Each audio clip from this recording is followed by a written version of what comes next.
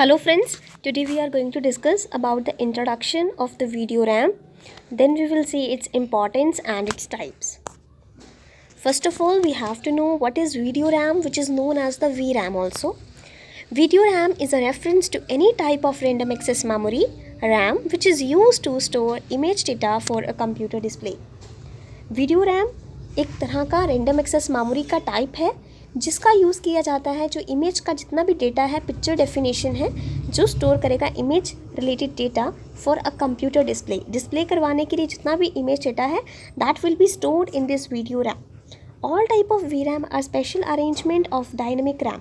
जितने भी we rams हैं वो सारे के सारे डी रैम्स की ही स्पेशल अरेंजमेंट्स हैं. वी रैम एक तरह का बफर है which is a buffer between the computer processor and the display. तो जस्ट एक बफर है कंप्यूटर प्रोसेसर के बीच में एंड डिस्प्ले के बीच में, जिसे फ्रेम बफर भी कहते हैं. हम ऑलरेडी पढ़ चुके हैं फ्रेम बफर वो होगा जिसके अंदर पिक्चर डेफिनेशन स्टोर रहेगी. इवन हम रास्टराइजेशन में भी पढ़ चुके हैं कि रास्टर कहते हैं हम उसको फ्रेम बफर को. When the images are to be sent to display, they are first read by the processor as data from some form of the main RAM and then written to VRAM. सबसे पहले जो भी image related जितना भी data होगा वो display को भेजा जाता है और सबसे पहले उस डेटा को रीड करता है प्रोसेसर. उस डेटा को रीड करेगा जो भी मेन रैम में होगा and then written into the VRAM. तब उसको VRAM में वो लिख देगा जो भी डेटा होगा वीडियो रैम में. From VRAM the frame buffer data is sent as a digital signal. तो डेटा किस फॉर्म में जाएगा? डिजिटल सिग्नल की फॉर्म में जाएगा जो भी इमेज डेटा है via the DVI and HDMI ports. HDMI और DVI पोर्ट्स के through to the modern flat screen LED display. LED display की जो मॉडर्न और जो फ्लैट स्क्रीन LED डिस्प्ले है उसमें. If the display is an older cathode ray tube model, हमने पढ़ा था कैथोड रे ट्यूब. अगर तो जो हमारे डिस्प्ले है वो कैथोड रे ट्यूब मॉडल हम यूज़ कर रहे हैं और if the modern display is connected by an older VGA connector to the video cards. और अगर हमारा जो पुराना डिस्प्ले है वो कनेक्टेड है, जो हमारे एक VGA कनेक्टर हमने पढ़ा था जो पहले कंप्यूटर्स में यूज़ किया जाता था, आजकल हमारी बहुत सारे जो मॉडर्न कनेक्टर्स आ चुके हैं वो कनेक्टेड होते हैं. So video connectors to the video card. अगर जितने भी मॉडर्न डिस्प्ले है उसको कनेक्ट किया जाता है by the older video display to the video card. The video signal is first converted by the RAM DAC. देखिए जो VGA कनेक्टर है ना वो पहले वाले कंप्यूटर्स में मिलता था, हमने पहले भी स्टडी किया.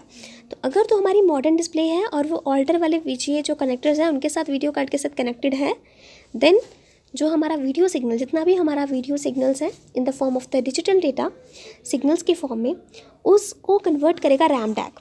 रैम डैक कन्वर्ट करेगा डिजिटल सिग्नल्स के अंदर और उसको डिस्प्ले में भेज देगा. तो जितना भी हमारा डिजिटल सिग्नल्स होंगे that will be converted into analog converter, analog signals with the help of the RAM DAC. The RAM DAC is just like a converter which will convert the video signals which are in the digital signals into the analog signals. So this is the image of the video RAM. This is the image. Here you can see that this is the VRAM. Previous high performance forms और the VRAM were dual ported. पहले वो जो थे ported जो थे उनके dual ported होते थे and which means that while the processor is writing a new image the VRAM, जब प्रोसेसर राइट करता है इमेज को, डेटा को राइट करता है इमेज को VRAM के ऊपर, the display is reading from the VRAM to refresh its current display content. तो जो डिस्प्ले है वो VRAM से जो कंटेंट है उसको रीड करती है, उसकी रिफ्रेश कर देती है जो भी करंटली डिस्प्ले हो रहा होगा कंटेंट. तो वो डुअल पोर्ट डिज़ाइनिंग मतलब दोनों काम एक ही टाइम पे हो रहे हैं. पहले प्रोसेसर जो था, पहले में क्या होता था कि जो प्रोसेसर है वो रीड करता है, आफ्टर दैट रीड करने के बाद वो उसको लिखता है VRAM पे एंड देन जो है बाकी का फंक्शंस परफॉर्म होंगे, जो हमें इमेज है वो डिस्प्ले होती है. बट अब डुअल पोर्टेड आ चुके हैं, दो काम एक साथ होते हैं.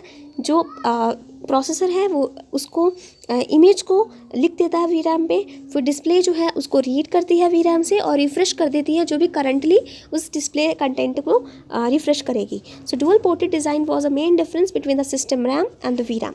तो डुअल पोर्टेड डिज़ाइन ही मेन डिफरेंस है सिस्टम रैम के बीच में एंड VRAM के बीच में. So don't be confuse between the system RAM and the VRAM because both are different, but just only the one difference between them that it in the case of the VRAM it is a dual ported. So ये dual ported है design में और जो आपका system RAM है वो dual ported नहीं है in the 1980s and into the 1990s. So this is a diagram of the VRAM. Types of the VRAM, कौन कौन सी टाइप्स हैं वीराम की? सबसे पहले जैसे यहाँ पे टाइप लिखी है multi bank dynamic RAM, MD RAM. It is a high performance RAM which is developed by MOSIS that divides memory into multiple 32 kilobytes parts or banks that can be accessed individually. Traditionally, VRAM is monolithic. The entire frame buffer is accessed at one time. Having individual memory banks allows accesses to be performed concurrently, increasing overall performance. देखिए जो multi bank dynamic RAM थे वो हमारी high performance RAM थी जिसे मोसिस ने develop किया था. इसमें मेमोरी को डिवाइड कर दिया गया मल्टीपल 32 किलोबाइट्स पार्ट्स में, जिसे बैंक्स कहते हैं, और इसको एक्सेस करते थे इंडिविजुअली.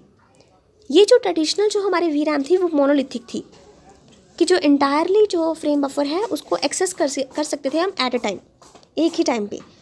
अब हमारी इंडिविजुअल जो मेमोरी बैंक्स हैं उनको एक्सेस करना किस तरह से हम कॉन्करेंटली उनको परफॉर्म कर रहे हैं, उससे उसकी जो परफॉर्मेंस की एफिशिएंसी है वो इंक्रीज़ होगी. सो जो MD रैम है वो ज़्यादा चीपर है अनदर वी रैम से. और कार्ड्स जो हैं this can be manufactured with just a tight amount and V RAM for a given resolution capability instead of requiring it to be multiples of megabytes. So जो हमारा resolution capability है, given resolution capability जो है उसके लिए multiple जो इसके in spite of we need multiples of the megabytes, हमें मल्टीपल ऑफ मेगाबाइट्स अब नीडेड नहीं है. ये बहुत ज़्यादा चीपर है और ये राइट अमाउंट में रैम जो है ये मैन्युफैक्चर होती है विद दिस कार्ड्स. रैम बस डायनामिक रैम, RD रैम जिसे कहते हैं, और ये जो वी रैम है it was design by the RAM बस ने इसे डिज़ाइन किया था. That was includes a proprietary bus that speeds up the data flow between the VRAM and frame buffer. तो जो फ्रेम बफर और जो VRAM है उनके बीच में डेटा फ्लो को स्पीड अप किया इस रैम बस डायनेमिक रैम ने. Next one is synchronous dynamic RAM. Synchronous dynamic RAM जो है इसे हम SG रैम कहते हैं और ये क्लॉक सिंक्रोनाइज्ड DRAM है which is relatively low cost video memory है. ये सिंगल पोर्टेड मेमोरी है और ये डुअल पोर्टेड मेमोरी की तरह भी एक्ट कर सकती है by opening 2 memory pages at the same time. 2 memory pages को at the same time it can open, so then it will behave like a dual ported memory also instead of just one. Next is window RAM, this is W RAM कहते हैं. It is unrelated to the Microsoft Windows. It is a very high performance V RAM that is dual ported and it has approximately 25% more bandwidth than the VRAM. ये dual ported है और इसकी जो performance है बहुत ज़्यादा high है. ये माइक्रोसॉफ्ट विंडोज़ से बिल्कुल भी रिलेटेड नहीं है. ये अप्रॉक्सीमेटली 25% ज़्यादा बैंडविड्थ वाली है देन द VRAM, बट इसकी जो कॉस्ट है वो कम है and it has the features that make it more efficient to read data for use in the block fills, text drawing. WRAM can be used for very high resolution के लिए इसको use किया जाता है जिसमें 1600 to 1200 pixels using the true colours. क्या importance है VRAM की इन द गेमिंग के अंदर? गेमिंग के अंदर VRAM plays a key role in the performance such as loading time, image quality. Certain levels of the VRAM are necessary for games to run at a different resolutions. Rendering a game at 1080p resolution is different than rendering a game at 4K resolution, which requires more graphic memory. More VRAM is needed to successfully render an image with a high resolution of the textures and the images a user is attempting to render can overload the VRAM and cause the GPU to flood data onto the RAM. That can cause a drop in the performance. Gaming के अंदर इस VRAM का बहुत ज़्यादा use किया जाता है. उसकी परफॉर्मेंस, उसका कितना लोड टाइम है, कितनी इमेज क्वालिटी, कुछ सर्टेन लेवल्स, किस तरह से रेजोल्यूशन जो है वो डिफरेंट है. अगर हम कोई गेम खेल रहे हैं जिसकी रेजोल्यूशन है 1080p तो और एक गेम को हम डिस्प्ले करवा रहे हैं एट 4K रेजोल्यूशन, तो दोनों में बहुत ज़्यादा डिफरेंस है. दोनों का ग्राफिक्स मेमोरी जो है वो बहुत ज़्यादा डिफरेंट होगा. उनकी किस तरह की जो हाई रेजोल्यूशन टेक्सचर्स, इमेजेस किस तरह से में डिस्प्ले हो रही हैं, और ओवरलोड हो सकता है हमारा VRAM जिससे GPU जो है वो फ्लड हो सकता है उसमें डेटा का ऑनटू द रैम, और इससे ड्रॉपिंग हो सकती है परफॉर्मेंस में. अगर हमारे आज की बात करते हैं तो 4 GB अगर हमारा रैम है वो ज़्यादा है, इनफ है फॉर द 1080p गेमिंग के लिए. और users gaming QHD and then UHD resolution should opt for 8 GB. तो यूज़र गेमिंग जो QHD और UHD रेजोल्यूशंस के लिए उन्हें 8 GB वाले का VRAM का यूज़ करना चाहिए. फॉर गेमिंग यूज़ किया जाता है 2 GB 720 pixels resolution, 4 GB 1080p, 6 to 8 GB की 1440p एंड 8 to 12 GB के लिए 2160p which is known as 4K। For video editing के लिए हम यूज़ करते हैं 8 GB के लिए 8 GB रेजोल्यूशन जो है उसका 722 1080p फाइल्स, 16 GB के लिए 4K फाइल्स, 32 GB के लिए users can edit all type of the files with this amount of RAM, and 64 GB for professional or commercial users who plan to edit the 8K files. So that's all friends. If you like my video, please like, share, subscribe my channel, and if you have any query you can ask in comment section. Thank you.